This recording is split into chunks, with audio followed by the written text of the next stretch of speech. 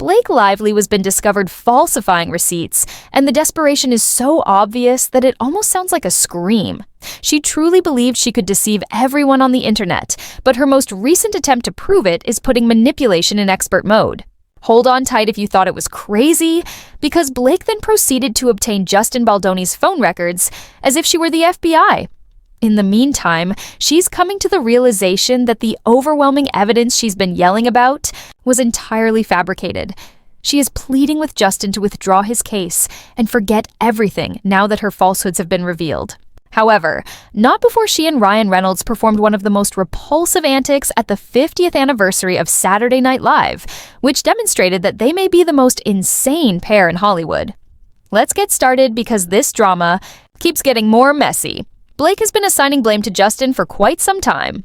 In an attempt to determine what stuck, Blake has been hurling everything at the wall. I mean, pure fan fiction level gibberish when I say everything.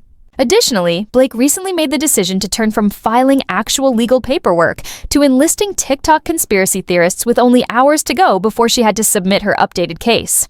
Yes, you heard correctly. She's out here distributing so-called HR concerns through random creators rather of going through the legal system.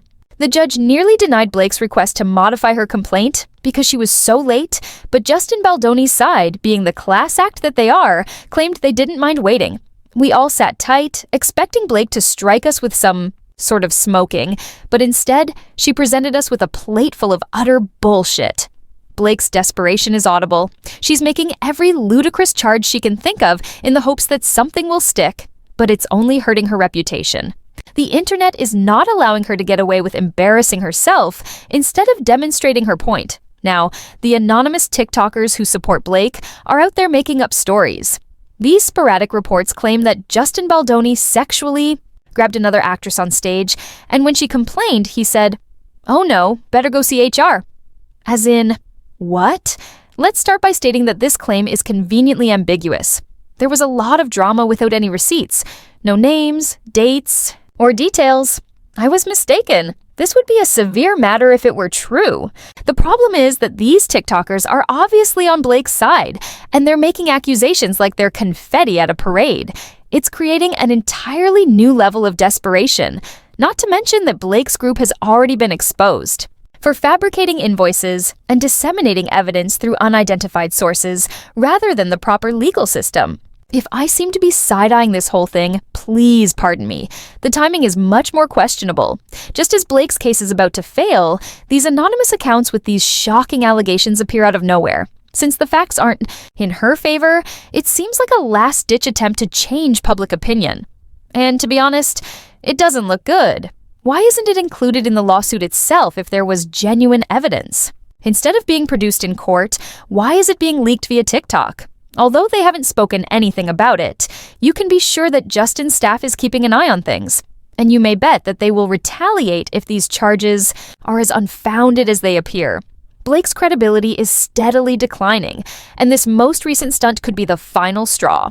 As Blake had stated, Variety magazine had already contacted Sony in August to inquire about any HR grievances against Baldoni. According to Sony's records, Justin was the subject of no HR complaints. Guys, don't you think SAG-AFTRA, the real actors union, would have intervened and taken action against Justin by now if Sony was lying about these alleged HR complaints?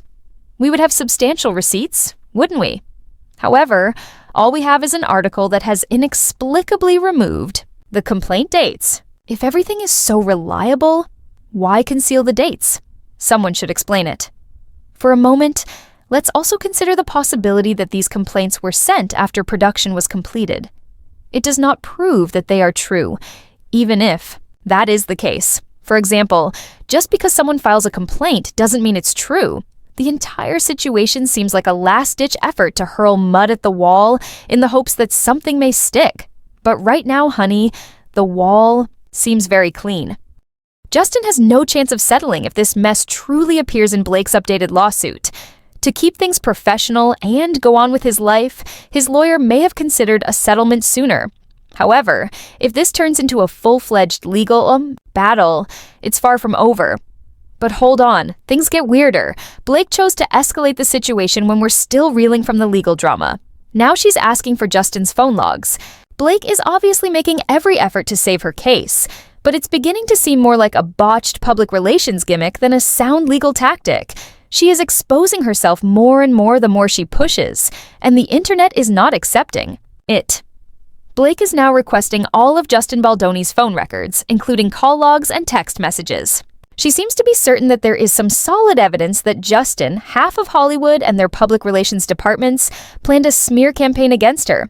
But hold on, things will improve. Blake's visit isn't limited to Justin's phone logs. She's bringing in his digital strategist, his PR team, and his business associates.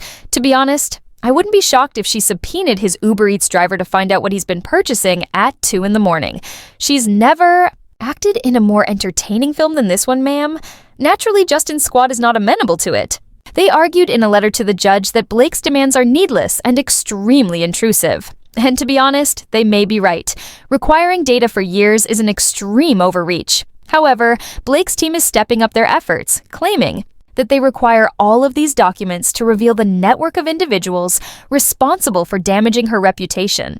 In the meantime, Justin's group is referring to it as a huge fishing expedition. There's more, though.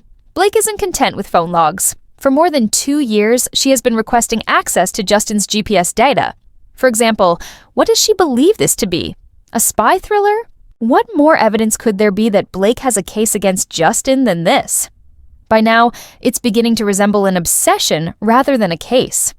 Let's be honest, she wouldn't have to search through years' worth of Justin's personal information if Blake had reliable proof. She is so desperate to find something, anything, to support her accusations, as seen by the outrageous requests she is making. However, as she pushes harder, she exposes herself more, and the internet isn't cool with that. As if that weren't enough drama, when Blake Lively and Ryan Reynolds appeared at the 50th anniversary of Saturday Night Live, let's just say that everyone was really perplexed and gave the entire scenario a sidelong glance. Why, you ask? First off, Ryan's joke during the event simply confirmed what we've all been secretly thinking. Now, let me quickly provide some background before we get into the drama.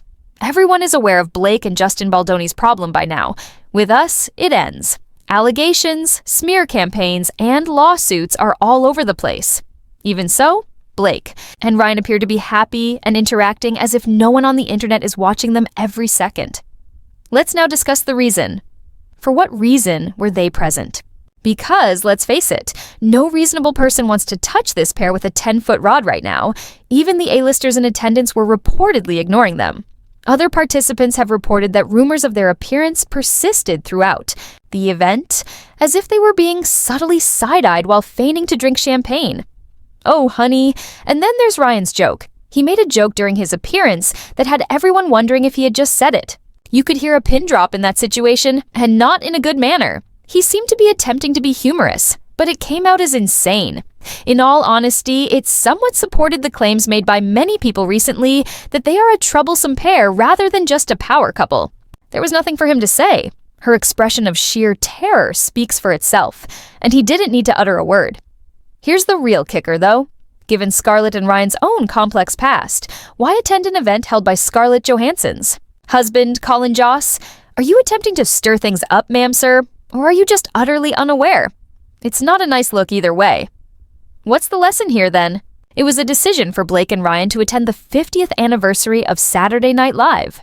Everything you need to know about how people are currently feeling about them can be found in their unclear, disorganized, what are they even doing here? Kind of choice, and the fact that other A-list celebrities essentially disregarded them.